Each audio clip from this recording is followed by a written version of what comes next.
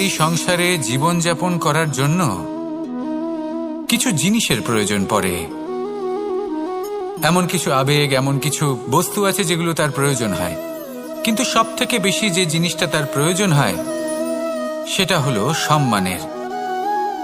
আমাদের ভালো লাগে যখন কেউ আমাদের সম্মান করে, আমরা কাউকে সম্মান করলে তারও সেটা ভালো লাগে। কিন্তু আপনি দেখবেন যে সংসারে বেশিরভাগ মানুষ দুটি মাপদণ্ডের ভিত্তিতে সম্মান করেন, হয় বয়স দেখে করেন বা উপার্জন দেখে, অর্থাৎ সেই ব্যক্তি কতটা উপার্জন করেন। এবার ভেবে দেখুন, এটা আবশ্যক নয় কারোর বয়স যদি বেশি হয় তার বুদ্ধিও ততটাই বেশি হবে। আবশ্যক এটাও নয় যে কোনো ব্যক্তি যদি অত্যন্ত ধনী হন বা তার মনও নির্মল হবে বা তিনি সৎকর্ম করবেন বা এমন কোনো কর্ম করবেন যাতে উনি সম্মান লাভ করতে পারেন। হতে পারে উনি ধনী কিন্তু দুশ্চরিত্র। সেই জন্য বয়স বা উপার্জন দেখে কোনো ব্যক্তিকে সম্মান করবেন না, কর্ম দেখুন। যদি গভীরভাবে ভেবে দেখেন তাহলে দেখবেন যদি কোনো মানুষ কোনো সৎকর্ম করেন তাহলে তার প্রতি হৃদয় থেকে সম্মান জাগ্রত হয়। এটাই হলো সেই সম্মান যা অর্জন করতে হবে। বয়স আজ আছে, কাল আরো বৃদ্ধি পাবে। উপার্জন আজ আছে, কাল সেটা কমে যেতেও পারে। কিন্তু যদি আপনি নিরন্তর শুভকর্ম করতে থাকেন তাহলে আপনি মৃত্যুর পরেও অমর হয়ে থাকবেন।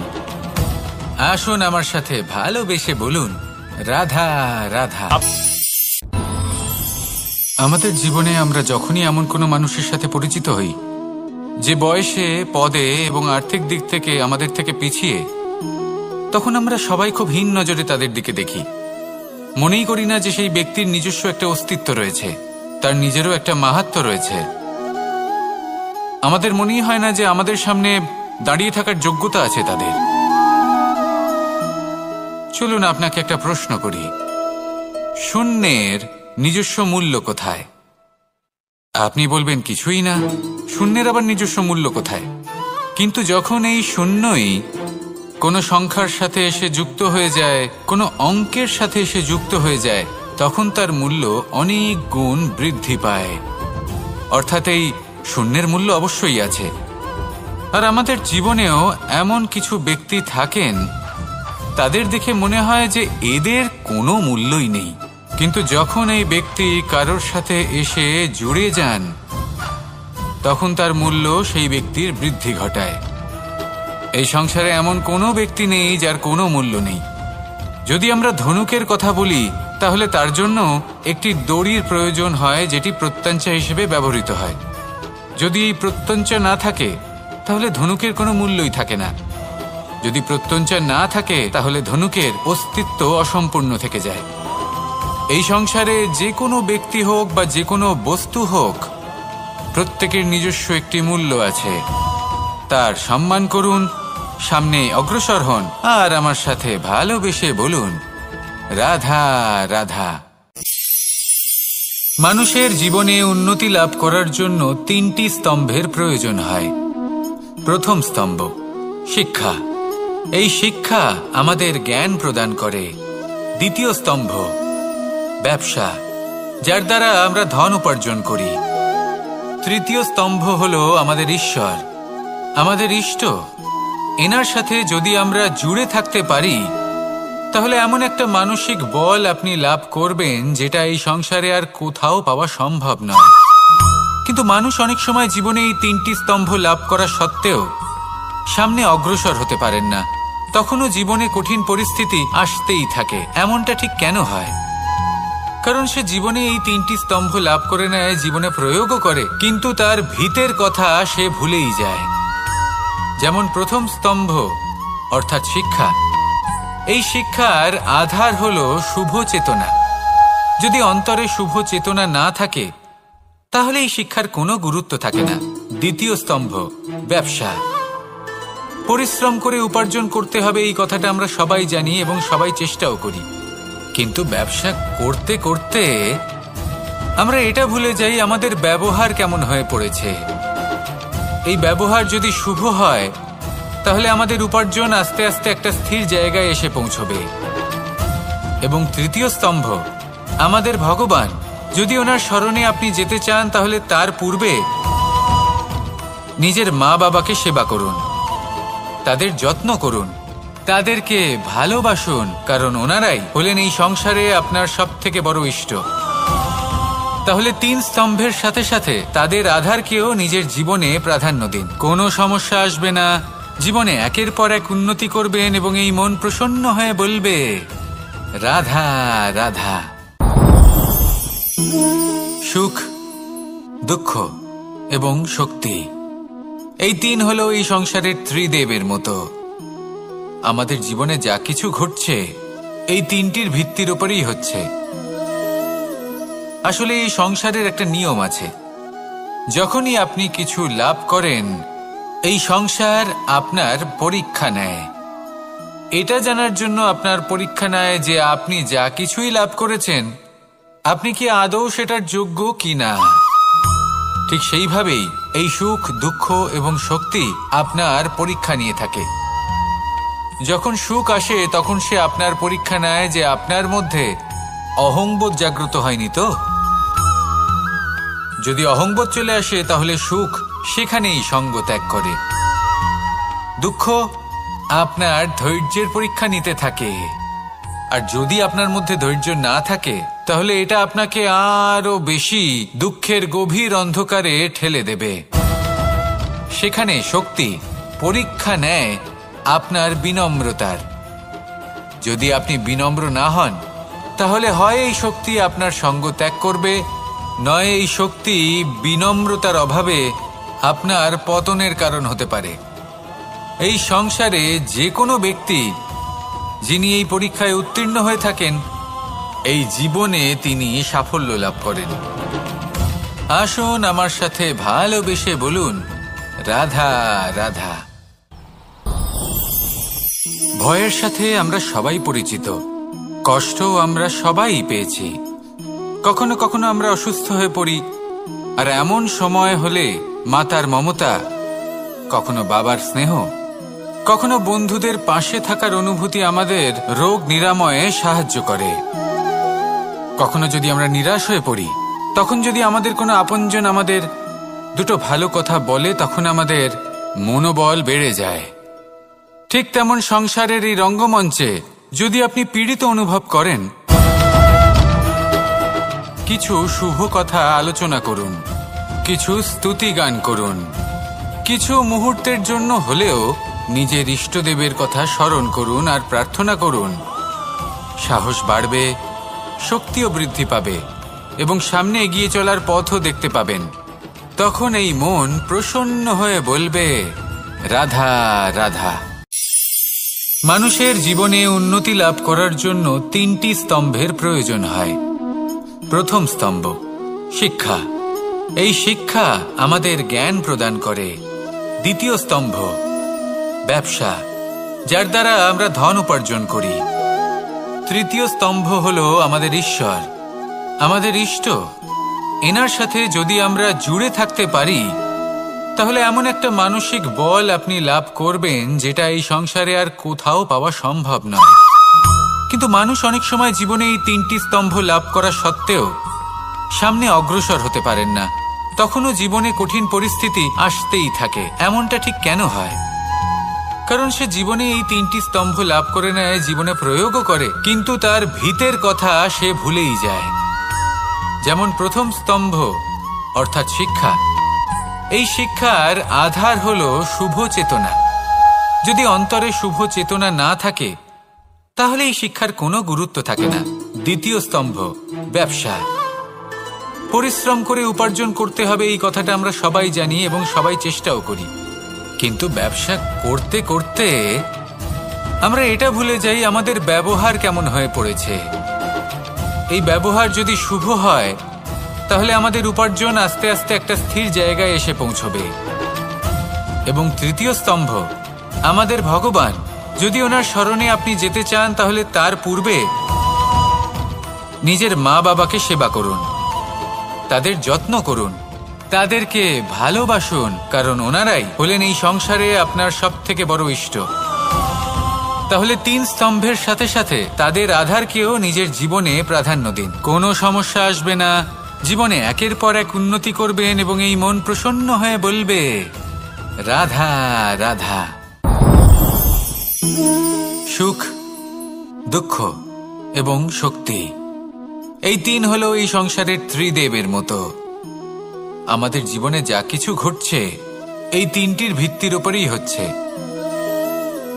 আসলে এই সংসারের একটা নিয়ম আছে, যখনই আপনি কিছু লাভ করেন এই সংসার আপনার পরীক্ষা নেয়। এটা জানার জন্য আপনার পরীক্ষা নেয় যে আপনি যা কিছুই লাভ করেছেন আপনি কি আদৌ সেটার যোগ্য কিনা। ঠিক সেইভাবেই এই সুখ, দুঃখ এবং শক্তি আপনার পরীক্ষা নিয়ে থাকে। যখন সুখ আসে তখন সে আপনার পরীক্ষা নেয় যে আপনার মধ্যে অহংবোধ জাগ্রত হয়নি তো। যদি অহংবোধ চলে আসে তাহলে সুখ সেখানেই সঙ্গ ত্যাগ করে। দুঃখ আপনার ধৈর্যের পরীক্ষা নিতে থাকে, আর যদি আপনার মধ্যে ধৈর্য না থাকে তাহলে এটা আপনাকে আরো বেশি দুঃখের গভীর অন্ধকারে ঠেলে দেবে। সেখানে শক্তি পরীক্ষা নেয় আপনার বিনম্রতার। যদি আপনি বিনম্র না হন তাহলে হয় এই শক্তি আপনার সঙ্গ ত্যাগ করবে, নয় এই শক্তি বিনম্রতার অভাবে আপনার পতনের কারণ হতে পারে। এই সংসারে যে কোনো ব্যক্তি যিনি এই পরীক্ষায় উত্তীর্ণ হয়ে থাকেন এই জীবনে তিনি সাফল্য লাভ করেন। আসুন আমার সাথে ভালোবেসে বলুন রাধা রাধা। ভয়ের সাথে আমরা সবাই পরিচিত, কষ্টও আমরা সবাই পেয়েছি। কখনো কখনো আমরা অসুস্থ হয়ে পড়ি, আর এমন সময় হলে মাতার মমতা, কখনো বাবার স্নেহ, কখনো বন্ধুদের পাশে থাকার অনুভূতি আমাদের রোগ নিরাময়ে সাহায্য করে। কখনো যদি আমরা নিরাশ হয়ে পড়ি, তখন যদি আমাদের কোনো আপনজন আমাদের দুটো ভালো কথা বলে তখন আমাদের মনোবল বেড়ে যায়। ঠিক তেমন সংসারের এই রঙ্গমঞ্চে যদি আপনি পীড়িত অনুভব করেন, কিছু শুভ কথা আলোচনা করুন, কিছু স্তুতি গান করুন, কিছু মুহূর্তের জন্য হলেও নিজের ইষ্টদেবের কথা স্মরণ করুন আর প্রার্থনা করুন। সাহস বাড়বে, শক্তিও বৃদ্ধি পাবে এবং সামনে এগিয়ে চলার পথও দেখতে পাবেন। তখন এই মন প্রসন্ন হয়ে বলবে রাধা রাধা। এই সংসারে কখনো কোনো ব্যক্তিকে তার বাইরের পোশাক দেখে বিচার করার চেষ্টা করবেন না, এটা খুব বড় ভুল করবেন। যেমন আমরা জীবনে অনেক সময় এমন করি, ধরুন কোথাও একটা গাছ দেখলাম, খুব বিশাল আকারের একটা গাছ যেটা মাটির থেকে অনেক উঁচুতে পৌঁছে গেছে, যার বিশাল শাখা আছে। সেগুলো দেখে আমরা ভাবি যে এই গাছে হয়তো কত সুস্বাদু ফল আছে, আমরা সেই গাছের পরিচর্যা করতে থাকি। আবার অন্যদিকে হলো একটি তৃণ যেটা মাটি থেকে কিছুটা উঁচুতে পৌঁছেছে, কিন্তু সেই তৃণর নিচে, মাটির নিচে অত্যন্ত সুস্বাদু ফল বা সবজি জন্ম নেয়, যা আমাদের স্বাস্থ্যের পক্ষে অত্যন্ত উপকারী। সেই জন্য কখনো আবরণ দেখে কাউকে বিচার করতে চেষ্টা করবেন না। তার বদলে এটা বোঝার চেষ্টা করুন যে আপনার সামনে যে ব্যক্তি আছে বা বস্তু আছে তার বিশেষত্ব কি। যদি এই বিশেষত্ব বোঝার ক্ষমতা আপনি অর্জন করেন, যদি এই শিল্প আপনি নিজের ভেতরে জাগ্রত করেন, তাহলে এই সংসারে বিশেষত্ব কি সেটা আপনি জানতে পারবেন। আর এই সমস্ত খেলা দৃষ্টি থেকে নয়, দৃষ্টিভঙ্গি থেকে জন্ম নেয়। দৃষ্টিভঙ্গি সবসময় শুভ রাখুন আর আমার সাথে ভালোবেসে বলুন রাধা রাধা। যখন আমরা কোনো বনে প্রবেশ করি তখন এই সবুজ ঘাস দেখে, এই কোমল ঘাস দেখে আমাদের মন প্রফুল্ল হয়ে ওঠে। ভিন্ন ভিন্ন প্রজাতির ফুল, ভিন্ন ভিন্ন রঙের ফুল দেখে এই মন আনন্দে ভরে ওঠে। এখানে শিশুরা আনন্দ লাভ করে, বড়রা ভোজন গ্রহণ করেন, কথাবার্তা বলেন, হাঁটাহাঁটি করে বেড়ান। এবার ভেবে দেখুন, যখন এই উপবনের নির্মাণ হয়েছিল সেই সময় যদি এই মাটিকে সঠিকভাবে খনন না করা হতো যদি তাতে সঠিকভাবে বীজ রোপণ না করা হতো, যদি কোনো সংঘর্ষ না হতো, পরিশ্রম না করা হতো, যদি চলতে চলতে পায়ে কাঁটা না বিঁধে যেত, তাহলে এই সুন্দর বন দেখে আমরা কি এই আনন্দ লাভ করতে পারতাম? কখনোই নয়। ধরুন কোনো নদীর তটে সুন্দর একটি বন আছে, সেই বনের আনন্দ লাভ করতে গেলে আপনাকে সেই নদী পার করতেই হবে। যদি সুখের নদীর কাছে পৌঁছতে চান, তাহলে তটে যে কাঁটা রয়েছে সেগুলোর সাথে সংঘর্ষ করতেই হবে। এই সংসারে যদি আপনি সুখ লাভ করতে চান, তাহলে সুখ লাভের এই যাত্রা শুরু করতে হবে সংঘর্ষ দ্বারা। তাহলে সংঘর্ষকে স্বাগত জানান, এর পেছনেই সুখ রয়েছে যা আপনার জন্য অপেক্ষা করছে। এবার হাসুন আর আমার সাথে ভালোবেসে বলুন, রাধা রাধা।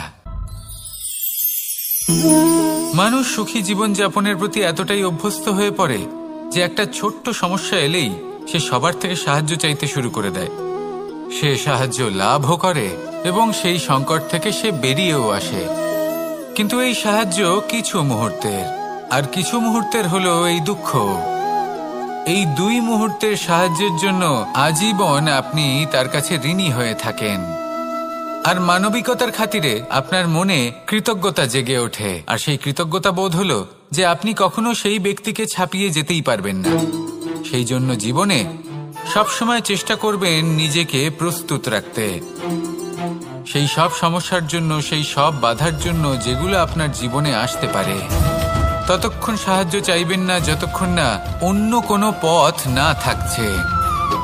সাহায্য চাওয়া অনুচিত নয়, কিন্তু সাহায্য চাইলে এবং সাহায্য পেলে আপনি আজীবন কৃতজ্ঞ এবং ঋণী হয়ে থাকবেন।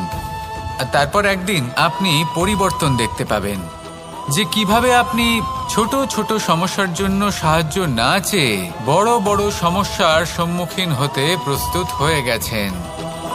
এটাই হলো সংসারের নীতি। এটাই পালন করুন আর আমার সাথে ভালোবেসে বলুন, রাধা রাধা। আপনি কখনো কাউকে পর্বতে আরোহণ করতে দেখেছেন? বা আপনি কখনো নিজে কোনো পর্বতে আরোহণ করেছেন? করে থাকলে আপনি এই বিষয়ে অবশ্যই জানবেন যে যখন আমরা শিখরের দিকে এগোই, ওপরের দিকে এগিয়ে চলি, তখন আমাদের একটু ঝুঁকে পথ চলতে হয়। তখনই আমরা সেই পর্বত আরোহণ করতে পারি। কিন্তু যে ব্যক্তি নিচের দিকে ফিরে আসছেন, তিনি কিন্তু ঝুঁকে চলেন না, তিনি দৃঢ়ভাবে সোজা হয়ে নিচে নামেন। এই ভারসাম্য বজায় রাখার এই খেলাতে সংসারের একটা সার লুকিয়ে রয়েছে। যদি আপনিও জীবনে উঁচুতে উঠতে চান, শিখরে পৌঁছতে চান, তাহলে আপনাকেও নত হয়ে বিনম্র হয়ে সামনে এগোতে হবে। সেখানে যদি আপনি বুক চিতিয়ে উদ্ধতভাবে অহংকার বোধ নিয়ে চলতে থাকেন, সেখান থেকেই আপনাকে নিচে নামতে হবে। কোনো ব্যক্তি তার বিনম্র স্বভাব দেখেই বোঝা যায় যে সেই ব্যক্তি সাফল্যের শিখর দেশে আরোহণ করছে নাকি নিচে তথা খাদের দিকে যাত্রা করছে। তাই সবসময় বিনম্র থাকুন, শ্রেষ্ঠ কর্ম করুন, পরিশ্রম করুন আর আমার সাথে ভালোবেসে বলুন, রাধা রাধা। মানুষের জীবনে স্বচ্ছতার একটা আলাদা গুরুত্ব আছে। যদি আপনি নিজেকে স্বচ্ছ রাখেন, তাহলে আপনার নিজেরও ভালো লাগবে, সামনের ব্যক্তিরও ভালো লাগবে, একটা অন্যরকম প্রভাব পড়বে। কিন্তু একজন শ্রেষ্ঠ ব্যক্তি কিভাবে হয়ে ওঠা সম্ভব? যার মধ্যে গুণ আছে, শিক্ষা আছে, শুভ চেতনা আছে, যিনি সৎকর্ম করেন। কিভাবে হব সেই ব্যক্তি যার মধ্যে জ্ঞান আছে? শুধুমাত্র স্বচ্ছ থাকলে তো তা হওয়া সম্ভব নয়। প্রথমে আপনাকে বুঝতে হবে যে মানুষের মধ্যে চারটি মূল তত্ত্ব আছে। প্রথম হলো তার শরীর, যার দ্বারা উনি যে কোনো কর্ম করে থাকেন। দ্বিতীয় তত্ত্ব হলো তার মন, যার দ্বারা কোনো কর্ম করার জন্য সে নিজেকে প্রেরণা দিতে থাকে। তৃতীয় তত্ত্ব হলো বুদ্ধি, যে কর্ম আমরা করতে চাই, যে লক্ষ্যে আমরা পৌঁছতে চাই, সেটা আমরা কিভাবে কোন পথে করব সেটা স্থির করা যায় বুদ্ধি দিয়ে। আর চতুর্থ তত্ত্ব হলো আত্মা। আত্মা হলো এমন এক তত্ত্ব যার কোনো সমাপ্তি নেই। আত্মা হলো অজয়, কিন্তু এরও শুদ্ধিকরণের প্রয়োজন হয়। এই 4টি তত্ত্বের শুদ্ধিকরণ করতে থাকুন, এদের নির্মল রাখুন, শুদ্ধ রাখুন। এবং এটা কিভাবে হবে? শুভ চেতনা দ্বারা, জ্ঞানের দ্বারা, এবং সবথেকে বেশি গুরুত্বপূর্ণ প্রেমের দ্বারা। আসুন আমার সাথে ভালোবেসে বলুন, রাধা রাধা। এই জীবনে 3টি গুরুত্বপূর্ণ শব্দ আছে যা বোঝা আমাদের কাছে খুব গুরুত্বপূর্ণ, এবং এই 3টি শব্দের নিজস্ব অর্থ আছে। প্রথম হলো সঙ্গবদ্ধতা, অর্থাৎ একসাথে মিলে কাজ করতে হবে, একসাথে মিলে পরিশ্রম করতে হবে, সামনে এগোতে হবে। এরকম করতে পারলে আপনার শক্তি বৃদ্ধি পাবে, আপনার ক্ষমতা বৃদ্ধি পাবে, আপনি এগোতে পারবেন এবং অনেক দূরে যেতে পারবেন। দ্বিতীয় হলো আত্মবিশ্বাস। হেরে যাওয়া বস্তুও আবার জিতে নিতে পারবেন। যদি আপনার নিজের আত্মবিশ্বাস থাকে তাহলে আপনি কখনো পরাজিত হবেন না।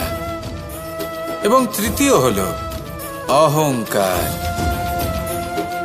জয়লাভ করার পরেও কিন্তু এটা আপনাকে পরাজিত করতে পারে।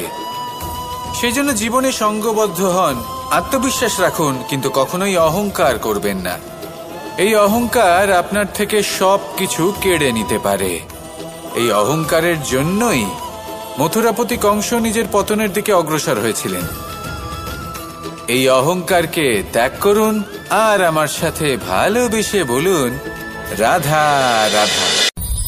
এই সংসারে সব থেকে বেশি কঠিন কাজ কোনটা? কেউ বলবেন যুদ্ধ করা, কেউ বলবেন ধন অর্জন করা, আবার কেউ বলবেন জ্ঞান অর্জন করা সব থেকে বেশি কঠিন।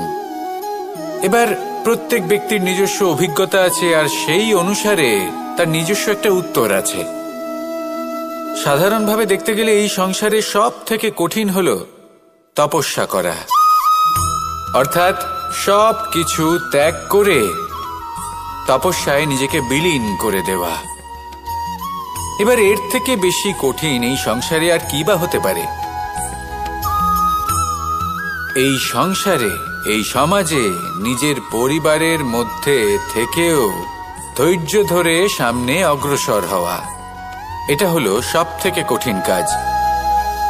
কারণ যখন আপনি তপস্যা করেন তখন সেখানে আপনার ধৈর্য ভাঙার মতো কেউ থাকেন না, না কোনো বন্ধু, না কোনো আত্মীয়, না কোনো শত্রু, কেউ না।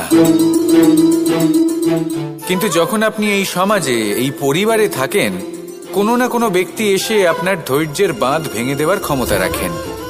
তারা আপনার ধৈর্যের বাঁধ ভেঙে দেয়, আর কখনো কখনো তারা অনিচ্ছাকৃতভাবেই সেটা করে থাকেন।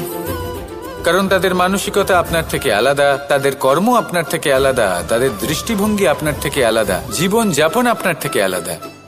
সেক্ষেত্রে আপনি ধৈর্যচ্যুত হন, প্রসন্নতা আপনার থেকে ছিনিয়ে নেওয়া হয়।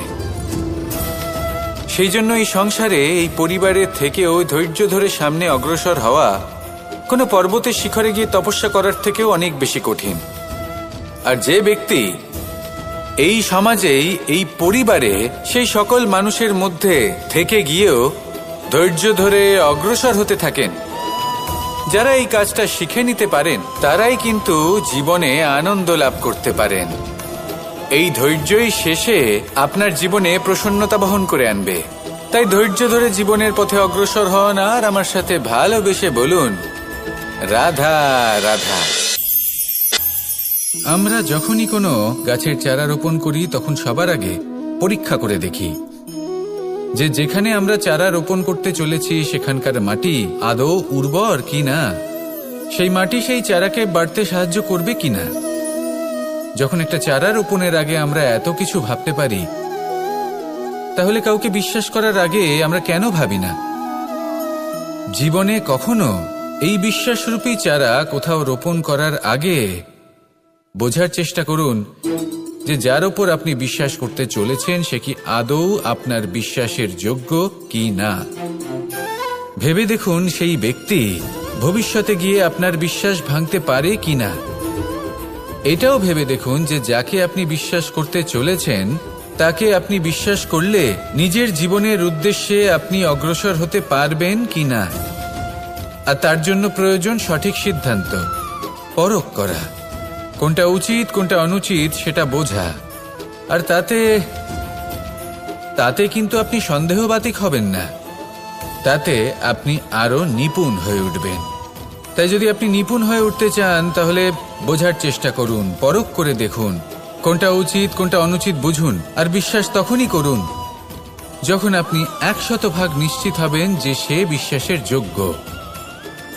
আসুন আমার সাথে ভালোবেসে বলুন, রাধা রাধা। রাধা কখনো কখনো আমার জন্য বড়ই সুগন্ধি আতর নিয়ে আসে, পারিজাত ফুলের মালা নিয়ে আসে আমার প্রসাধন করবে বলে, এবং আমার সব থেকে বেশি প্রিয় মাখন নিজে হাতে বানিয়ে আনে আমাকে নিজে হাতে খাইয়ে দেবে বলে, সবকিছু আমাকে প্রসন্ন করবে বলে। কিন্তু আপনি কখনো ভেবেছেন যে এই আতর কিভাবে বানানো হয়? সহস্র ফুলের পাপড়ি একসাথে পিষে নিতে হয়, তারপরে তার থেকে যে রস নিঃসৃত হয় সেই রস দ্বারাই আতর তৈরি হয়। অনেক সংখ্যক ফুলকে অসীম যন্ত্রণা ভোগ করতে হয়, তবে তারা আমার প্রসাধন সামগ্রী হয়ে উঠতে পারে। দুধ থেকে মাখন তৈরি করার জন্য কতটা পরিমাণ মন্থন সহ্য করতে হয় সেটা আপনি জানেন। ঠিক সেই রকমই হলো আমাদের জীবনও। বিপদও আসে, কঠিন পরিস্থিতিও আসে, এর সম্মুখীন হতে শিখুন। মনে রাখবেন আপনি হলেন সেই দুধ যাকে মন্থন সহ্য করতে হবে মাখন হয়ে ওঠার জন্য। মনে রাখবেন আপনি হলেন সেই ফুলের মতন যাদের পিষ্ট হতে হবে সুগন্ধি আতর হয়ে ওঠার জন্য, যাকে এই সংসার পছন্দ করে। কখনো কখনো জীবনে আপনার সাথে খারাপ শুধুমাত্র এই কারণে ঘটে যাতে আপনার শ্রেষ্ঠ রূপ এই সংসারের সামনে আসতে পারে। শুধুমাত্র কঠিন পরিস্থিতি এবং বিপদকে একটা সুযোগ হিসেবে দেখার চেষ্টা করুন। আপনার জন্য এই সংসার বদলে যাবে, সংসারকে দেখার দৃষ্টিভঙ্গি পাল্টে যাবে, আপনার ভাগ্য পাল্টে যাবে, আর এই মন প্রসন্ন হয়ে বলবে, রাধা রাধা। পাশা নামক এই খেলাটি আপনারা নিশ্চয়ই খেলেছেন, না খেলে থাকলে দেখেছেন, আর যদি দেখেও না থাকেন তাহলে নিশ্চিত রূপে শুনেছেন। মহাভারতের এই মহাযুদ্ধ কোথাও না কোথাও এই পাশা নামক খেলার কারণে হয়েছিল।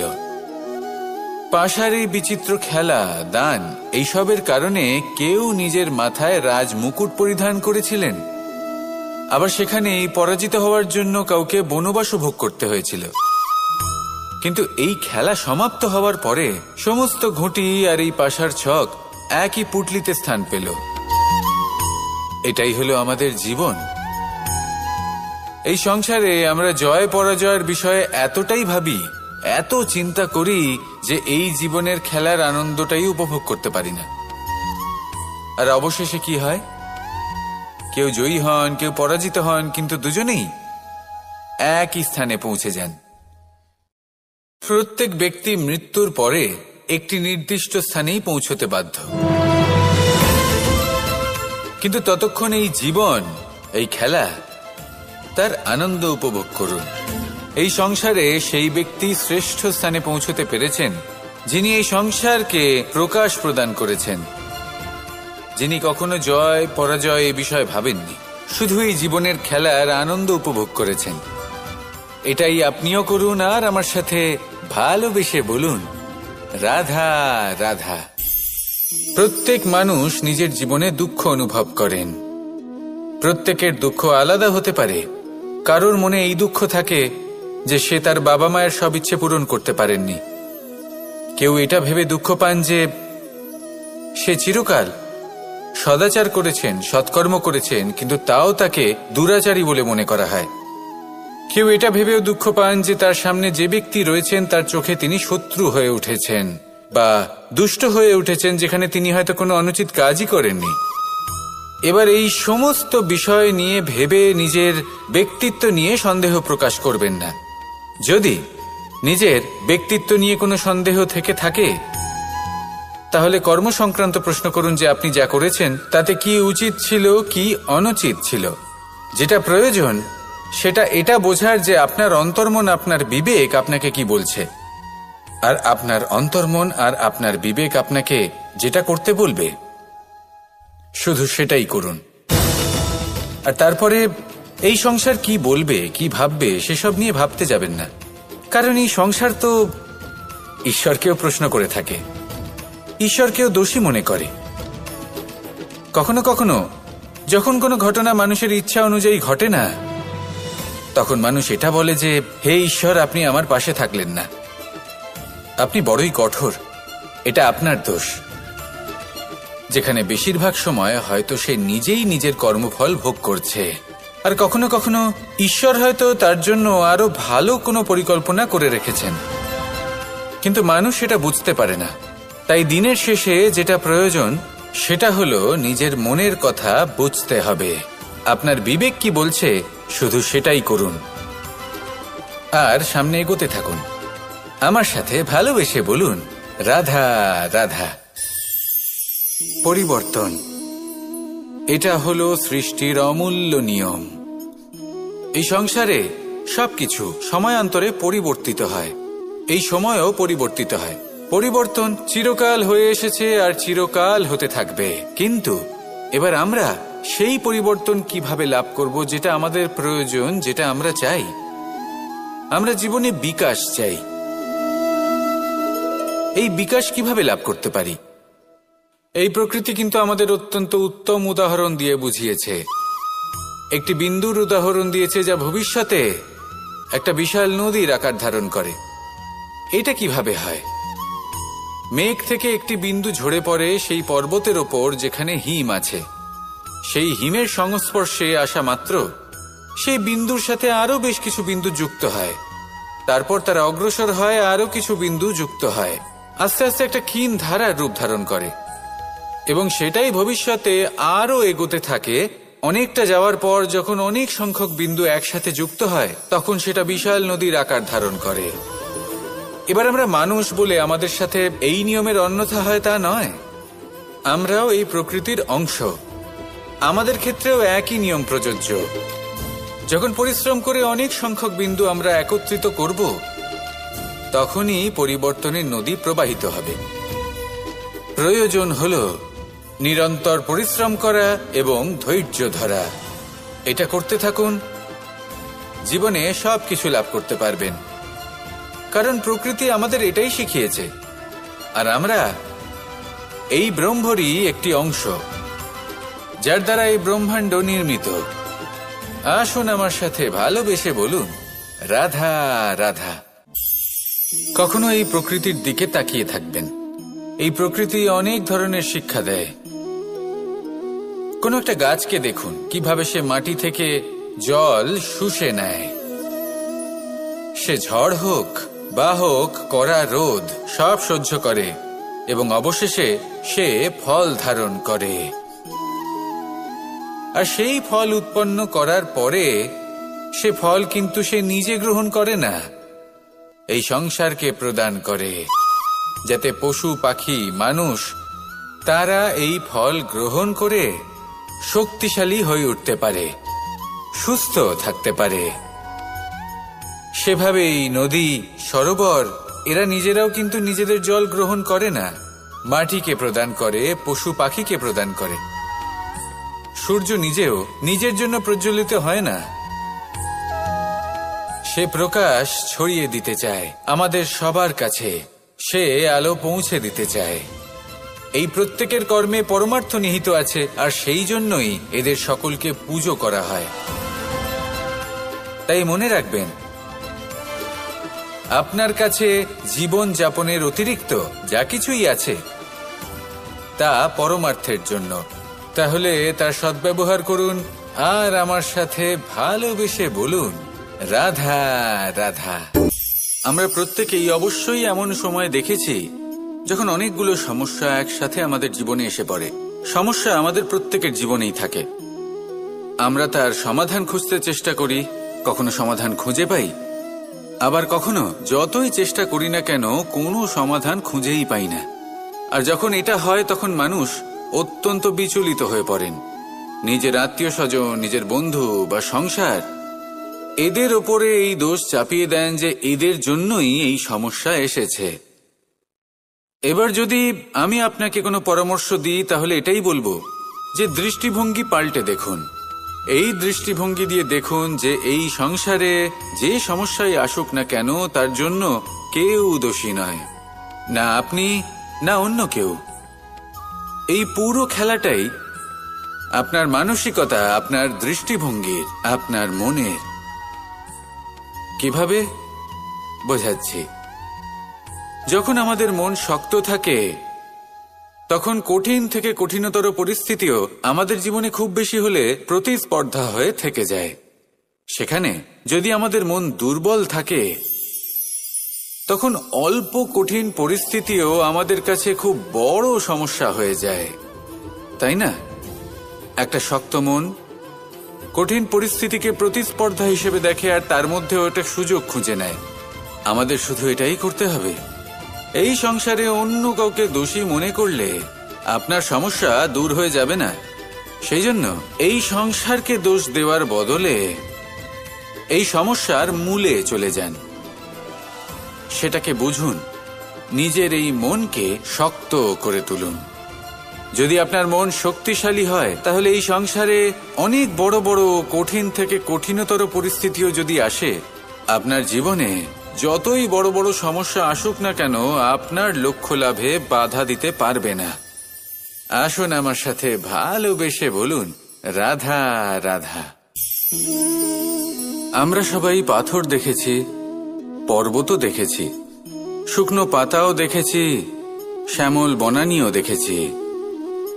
কখনো ভেবেছেন পাথরের অস্তিত্ব কিন্তু ততক্ষণ পর্যন্ত যতক্ষণ সে পর্বতের গায়ে আটকে থাকে।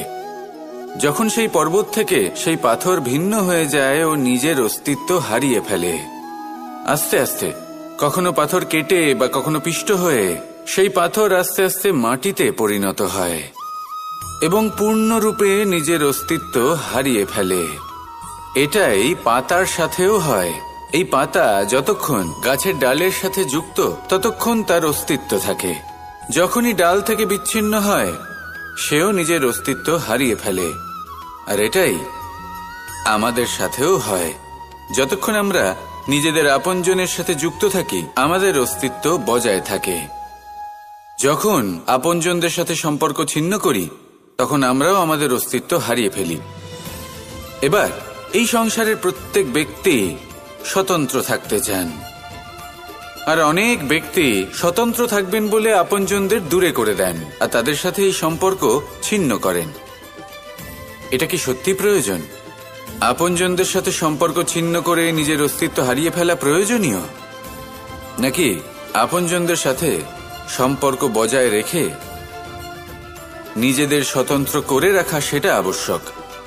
নির্বাচন আপনারই। আসুন আমার সাথে ভালোবেসে বলুন, রাধা রাধা। আপনি কি কখনো নৌকা যাত্রা করেছেন? করে না থাকলেও নিশ্চয়ই দেখেছেন যে এই জল যা নিজের অন্তরে সব কিছু সমাহিত করে নিতে পারে, এই নৌকা সেই জলের ওপরেই ভেসে থাকে। নদীর স্রোত কাটিয়ে সে সামনে অগ্রসর হয়। কিন্তু যদি এই নৌকায় কোনো ছিদ্র হয় তাহলে কিন্তু সেই নৌকা ডুবে যাবে। আর এতে কোনো তফাৎ হবে না যে সেই ছিদ্র ছোট নাকি বড়, নৌকা ডুবে যাবে। এই ছিদ্র হলো আমাদের জীবনে আমাদের অপগুণ, আমাদের দোষ, আমাদের বিকার। কখনো এটা ভাববেন না যে এই দোষ খুবই ছোট, এতে কিছুই যাবে আসবে না। না, সেই ছোট দোষ, সেই ছোট বিকার যদি সেটাকে শুধরে না নেন তাহলে সেটা আপনাকে আপনার পতনের দিকে নিয়ে যাবে। শেষ পর্যন্ত এটা আপনার উপর নির্ভরশীল যে আপনি কি চান। আপনার জীবনের এই নৌকা এভাবেই ডুবে যেতে দেখবেন, নাকি নিজেকে শুধরে নিয়ে সেই নৌকার সেই ছিদ্রটাকে ভরিয়ে তুলতে চাইবেন? নির্বাচন আপনার। আসুন আমার সাথে ভালোবেসে বলুন, রাধা রাধা। জল, জলই পৃথিবীতে বেঁচে থাকার জন্য আবশ্যক তো বটেই, কিন্তু এই জল আমাদের একটা অত্যন্ত গুরুত্বপূর্ণ শিক্ষা প্রদান করে। কখনো এই জলকে দেখেছেন? যে পরিস্থিতিতেই এই জল প্রবাহিত হোক না কেন, এর উপর যা কিছুই প্রভাব থাকুক না কেন, এর পথে যতই বাধা আসুক না কেন, তার মধ্যে থেকে ও নিজের পথ ঠিক বের করে নেয়, কিন্তু নিজের প্রবাহ থামতে দেয় না, ক্রমাগত অগ্রসর হতে থাকে। সেরকমই একটা শিক্ষা যেটা আমরা জল থেকে পেয়ে থাকি তা হলো এটা, আমরা যখন জলের দিকে তাকাই তখন আমরা নিজের প্রতিবিম্ব দেখি, স্পষ্টভাবে দেখতে পাই। কিন্তু তখনই দেখতে পাই যখন এই জল শান্ত থাকে, স্থির থাকে। যদি এই জল অশান্ত হয়ে থাকে, স্থির না হয়, তাহলে আমরা এতে নিজের প্রতিবিম্ব দেখতে পাই না। এটাই আমাদের মনের সাথেও হয়ে থাকে। যখনই জীবনে কোনো সংকট আসে, যদি আমরা শান্ত মনে, স্থির মনে সিদ্ধান্ত নিই, তাহলে সেটা এমন একটা শীতল সিদ্ধান্ত হবে যেটা আমাদের ভবিষ্যৎকে একটা শ্রেষ্ঠ স্থানে নিয়ে যাবে। যদি এই মন অশান্ত হয়, বিচলিত হয়, পীড়িত হয়, দুঃখিত হয়ে থাকে, রুষ্ট হয়ে থাকে, তাহলে অনেক সময় আমরা এমন সিদ্ধান্ত নিই যেটা আমাদের জন্য অনুচিত প্রমাণিত হয়। যখন আপনি ক্রুদ্ধ ছিলেন বা দুঃখের বশে ছিলেন, তখন অনেক সময় হয়তো এমন সিদ্ধান্ত নিয়েছেন যেটার জন্য ভবিষ্যতে আপনি অনুশোচনা করেছেন। এবার দেখুন, এই আবেগগুলো থেকে আমরা পালাতে পারবো না, কিন্তু এই আবেগগুলো আপনার উপর কতটা প্রভাব ফেলবে সেটা আমরা অবশ্যই ঠিক করতে পারি। এই মনকে আমরা নিয়ন্ত্রণ করতে পারি। এটাই করুন, চিন্তা করুন, এই মনকে শান্ত রাখুন, স্থির হতে চেষ্টা করুন, আর তারপরে সিদ্ধান্ত নিন। আসুন আমার সাথে ভালোবেসে বলুন, রাধা রাধা।